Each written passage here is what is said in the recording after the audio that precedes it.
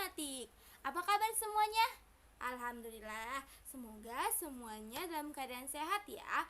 Dan ingatkan juga harus jaga kesehatan dengan cara makan yang banyak, makan makanan bergizi, makan sayuran, makan buah-buahan, dan minum air putih yang banyak, serta minum vitamin.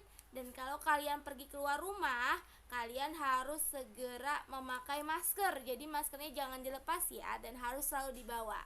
Kalau kalian habis dari luar, pulang ke rumah, kalian langsung cepet-cepet ganti baju, mandi yang bersih menggunakan sabun, dan jangan lupa cuci tangan juga ya yang banyak. Nah, terus Ustazah dan bagi yang sakit atau yang lagi gak enak badan, semoga Allah mengangkat penyakitnya, amin. Gimana? Masih semangat kan? Insya Allah masih semangat ya, harus semangat kalian. Walaupun kita masih jarak jauh belajarnya, tapi insya Allah tidak memudarkan semangat kalian anak ustazah yang soleh dan soleha. Hari ini hari Senin tanggal 14 September 2020. Kita akan belajar tematik tema 2, subtema 4, pembelajaran 2 dan 5. Nah, kita akan belajar apa? Tadi Ustazah sudah sampaikan di depan, di sebelum video ini Ustazah sudah sampaikan materi dan tujuannya. Oke, sebelum kita mulai belajarnya, yuk kita berdoa dulu. Kita membaca basmalah ya. Bismillahirrahmanirrahim. Semoga kalau kita sudah berdoa, Allah memudahkan kita dalam memahami materi hari ini, dan Allah memberikan kita pahala untuk menuntut ilmu. Oke, kita mulai ya pelajaran tematika ini. Disimak baik-baik. Oh iya, kalau kalian mau makan, sambil makan nontonnya, sambil tidur-tiduran boleh. Pokoknya senyaman kalian, seenak kalian nonton videonya Ustazah. Oke? Kita mulai ya. Simak baik-baik, silahkan. Nah, sekarang kita masuk ke kalimat tanya. Kalian pernah bertanya kan ke ayah atau bunda atau ke teman-teman kalian?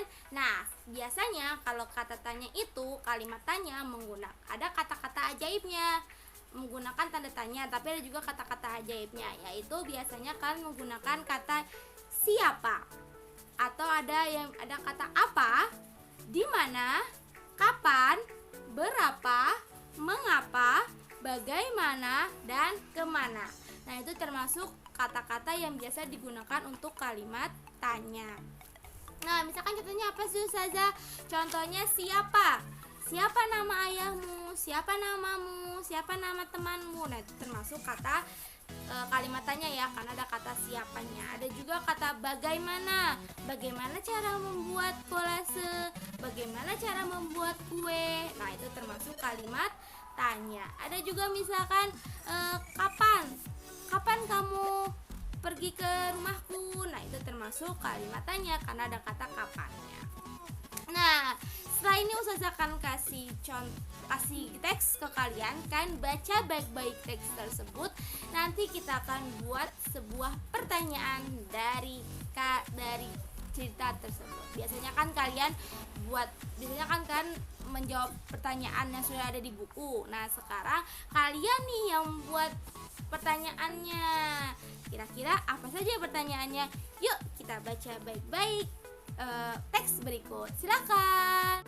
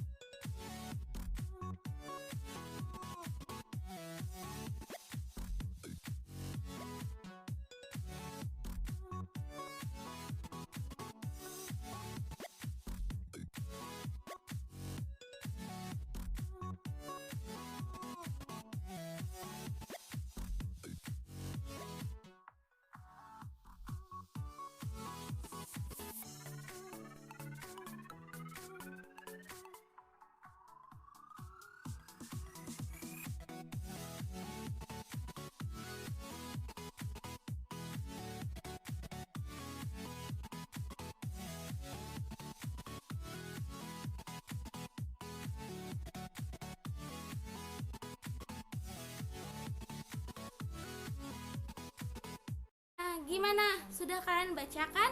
Nah, sekarang yuk kita buat kalimat pertanyaannya dari teks tersebut. Kira-kira apa ya? Nah, saya bantu ya.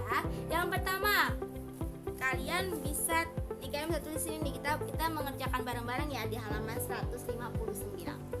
Yang pertanyaan pertama bisa Ustazah kasih bantu kalian, yaitu yang pertama,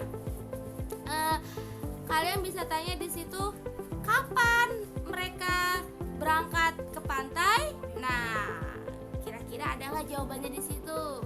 Ada Ustazah, yaitu jam 6 pagi. Jadi ada kapan? Kapan itu termasuk kalimat tanya, kapan mereka pergi ke pantainya, ke pantai? Nah, jawabannya jam 6 pagi.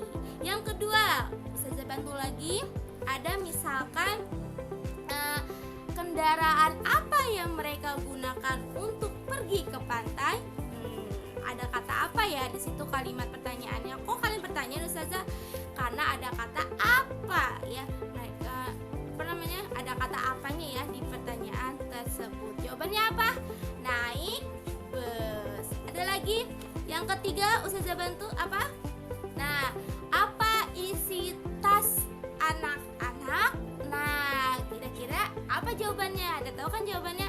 Ada botol minum, ada baju ganti, ada topi. Nah, itu termasuk kalimat tanya. Jawabannya dari kalimat tanya yang tadi kita sudah buat. Oke? Ada lagi misalkan yang keempat, Ustazah kasih contoh lagi, Ustazah bantu lagi. Berapa tas yang mereka bawa? Nah, berapa? Ada nggak jawabannya? Ada. Mereka membawa 1 tas. Nah, itu termasuk jawabannya dari kalimat pertanyaan yang tadi kita buat bareng-bareng. Nah, yang kelima, kita bisa buat kalimat pertanyaan, yaitu apa? Mengapa mereka membawa buku catatan? Nah, untuk apa? Atau mengapa mereka pergi ke pantai? Untuk apa? Nah, untuk mengamati benda-benda yang ada di pantai. Nah, itu termasuk kalimat pertanyaan yang ada di cerita tersebut. Nah, jawabannya sudah pasti ada di cerita tersebut, di teks yang tadi sudah kalian baca. Nah, itu adalah membuat kalimat pertanyaan. Pasti kalian bisa ya membuat kalimat pertanyaan. Tadi sudah Ustazah kasih tahu kata-katanya, ada siapa, ada bagaimana, ada apa, ada berapa, di mana, dan macam-macam. Oke? Sekarang kita lanjut ke materi selanjutnya. Tadi di cerita sebelumnya, anak-anak itu mau mengamati benda-benda yang ada di pantai. Nah, ini adalah salah satu benda yang biasanya kita temui di pantai. Biasanya buat apa ya? Ya, buat bermain pasir. Nah, anak-anak biasanya bermain pasir menggunakan ember untuk membuat istana pasir atau membawa pasirnya ya. Nah, ember ini termasuk benda yang tetap. Kenapa tetap Ustazah? Jadi kalau ember ini dibawa kemana saja, dipindahkan kemana saja, pasti bentuknya tetap dan tidak berubah-ubah. Jadi ember termasuk benda yang tetap. Nah, ini juga termasuk yang biasa kita temui di pantai, yaitu pasir. Nah, kalian suka bermain pasir? Pasir ini merupakan benda yang tidak tetap. Kenapa Ustazah tidak tetap? Karena bila kalian taruh pasir ke dalam ember, pasti bentuknya seperti ember. Kalau kalian taruh pasir ini ke dalam cetakan kepiting, pasti pasir ini akan berbentuk seperti kepiting. Atau kalian bentuk seperti gunung, itu pasti akan berubah bentuknya menjadi sebuah gunung. Jadi pasir ini termasuk benda yang tidak tetap dan bisa berubah-ubah. Nah, sekarang ini juga biasanya kita temui di pantai. Biasanya didampingi sama ember. Nah, sekop ini digunakan untuk mengambil pasir ya, dan dimasukkan ke ember. Biasanya sekop ini untuk mengambil pasirnya. Nah, sekop ini, benda ini termasuk benda yang tetap. Kenapa benda yang tetap? Karena apabila dipindahkan atau dibawa kemana-mana, pasti dia tidak berubah. Atau diletakkan dimanapun, pasti dia tidak akan berubah. Bentuknya pasti tetap. Nah, itu dia benda-benda yang tetap dan tidak tetap. Jadi mudah-mudahan kalian paham ya dan bisa membedakan benda yang tidak tetap dan benda yang tetap. Sekarang kita lanjut ke materi selanjutnya. Nah, sekarang kita akan belajar tentang aturan-aturan yang ada di pariwisata. Kalian pernah pergi kan, misalkan ke kebun binatang, ke taman mini atau ke Ancol. Nah, itu adalah tempat-tempat wisata. Nah, pasti mempunyai peraturan-peraturan. Nah, yang biasanya nih kalau di semua tempat wisata itu peraturannya berbeda-beda. Tapi biasanya kalau yang sama yaitu yang pertama, membuang sampah pada tempatnya. Jadi tidak membuang sampah sembarangan ya, karena biasanya di pariwisata itu ada tempat sampah. Nah, kalaupun tidak punya tempat sampah atau tempat sampahnya jauh, sampahnya bisa kalian simpan dulu, kalian kantongi dulu. Nanti kalau kalian sudah melihat tempat sampah, kalian baru buang sampahnya di tong sampah. Nah, yang kedua ada juga peraturannya, yaitu kalian tidak boleh mencoret-coret tempat pariwisata. Misalkan ada temboknya, kalian coret-coret, itu tidak boleh ya, karena itu mengotori tempat wisata. Ada juga kalian nggak boleh juga, yaitu tidak boleh mengambil benda-benda yang ada di tempat pariwisata tersebut ya. Nggak boleh kalian lucu bagus terus kalian ambil, itu tidak boleh. Jadi harus tetap bendanya ada di situ. Yang keempat, kalian tidak merusak fasilitas yang ada di tempat wisata. Kalian nggak boleh tuh dirusak ya, tempat benda-benda yang ada di situ. Nggak boleh merusak fasilitas yang ada di situ. Kalian harus jaga. Dan yang terakhir, mematuhi setiap aturan yang ada di tempat pariwisata. Jadi tempat pariwisata itu masing-masing mempunyai peraturan yang berbeda-beda. Nah, yang biasanya misalkan di kebun binatang ada peraturannya, jangan kalian lagi di safari, misalkan taman safari, kalian lagi berjalan-jalan, lagi taman di bagian kalian melihat singa, kan biasa kalian naik mobil terus kalian masuk ke tempat singa. Nah, itu ada peraturannya, yaitu tidak boleh membuka kaca mobil. Nah, itu harus kalian patuhi. Karena kenapa? Nanti berbahaya untuk kalian sendiri, bisa nanti harimaunya masuk ke mobil. Nah, itu tidak boleh ya, dan itu harus kalian patuhi aturan-aturan di setiap pariwisata. Ada juga misalkan Pantai Ancol, kalian pergi ke Pantai Ancol, terus ada kata tidak boleh berenang terlalu jauh, apalagi tidak boleh berenang tanpa didampingi ayah bunda. Nah, itu kalian nggak boleh tuh kan, misalkan berenang, ayah tuh tiba-tiba kalian di tengah lautan, tas kalian tenggelam, bagaimana? Nah, itu tidak boleh ya. Jadi kalian harus mematuhi aturan-aturan di setiap tempat wisata, karena aturan-aturan tempat wisata berbeda ya, ada yang berbeda tapi ada juga yang sama. Oke, sekarang kita lanjut ke materi selanjutnya. Akan belajar tentang permainan dingklik oglek-aglik. Nah, gimana saja cara bermainnya? Biasanya permainan dingklik oglek-aglik ini dimainkan secara berkelompok. Ada 3-5 orang yang sedang bermain dingklik oglek-aglik. Oh iya, saya lupa. Dingklik oglek-aglik berasal dari Jawa Tengah. Nah, dingklik oglek-aglik itu kalian harus bermain, yang pertama dengan temannya kalian harus membelakangi ya, harus membelakangi. Jadi bukan menghadap tapi membelakangi. Setelah itu di permainan dingklik oglek-aglik, satu kaki kalian tekuk ke belakang. Nah, yang lain pun juga sama. Jadi kakinya berkumpul di belakang sini ya, di belakangnya kakinya ditumpuk semuanya. Setelah kakinya ditumpuk, lalu kalian berputar. Nah, kalian bukan berputar tapi melompat-lompat.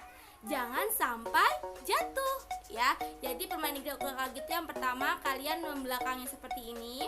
Terus kalian menekuk kakinya, terus menekuk semua kakinya, jadi kakinya bergabung semuanya di satu sini. Terus baru kalian lompat.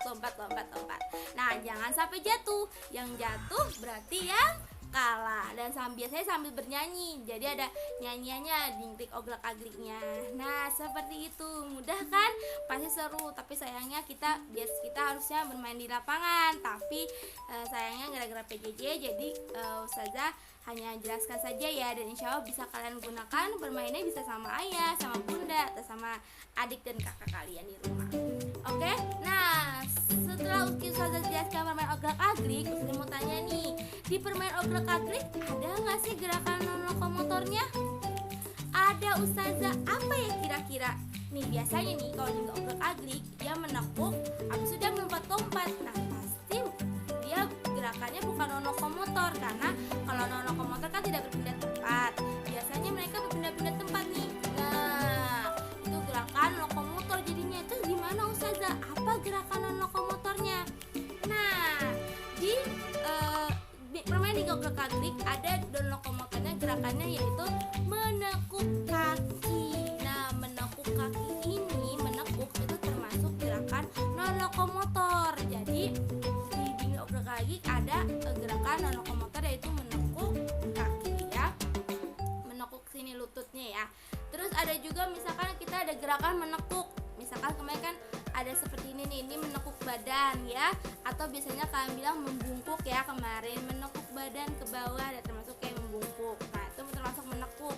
Ada juga kakinya ditekuk ke depan, bisa juga menekuk sebelah kiri, tekuk juga. Ada juga ditekuk ke belakang seperti tadi ya, bermain di oglak agrik. Nah itu termasuk gerakan menekuk. Ada juga tangannya. Nah tangan di sini dia nggak bisa ya, tangannya tempel. Jadi saja ya. Kalau tangannya misalkan tangannya gini nih, nah itu juga menekuk tangan. Nah itu termasuk gerakan lokomotor.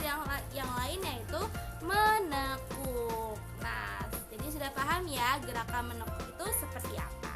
Oke, terima kasih. Alhamdulillah, video Ustazah sudah selesai. Semoga kalian dapat memahami materi dan bermanfaat untuk kalian semua. Amin. Syukron buat semuanya. Dan kalian harus tetap semangat. Ustazah pamit. Wassalamualaikum warahmatullahi wabarakatuh. Sampai jumpa di video selanjutnya.